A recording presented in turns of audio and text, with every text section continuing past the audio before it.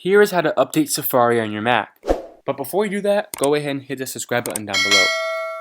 So first, we're going to go to Safari, and then to see what current version we have, we're going to go to the top and click on Safari. Then click on About Safari. Then you will see we have a version of Safari right here. So I'm going to go to Chrome or any other site. So I'm going to go ahead and search the current version of Safari in 2025. And as you can see, the current version is 18.4 or the 18.5 beta.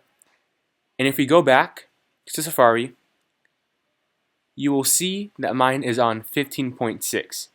Now, in order to update Safari, you have to update your Mac, because Safari only updates when you update your Mac.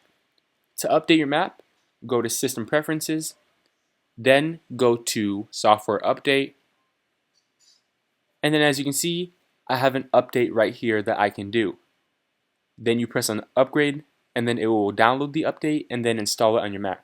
Once that's done, your Safari will be updated as well. If this video helped you out, go ahead and hit that subscribe button down below, like and comment with any questions you have. I'll see you in the next video.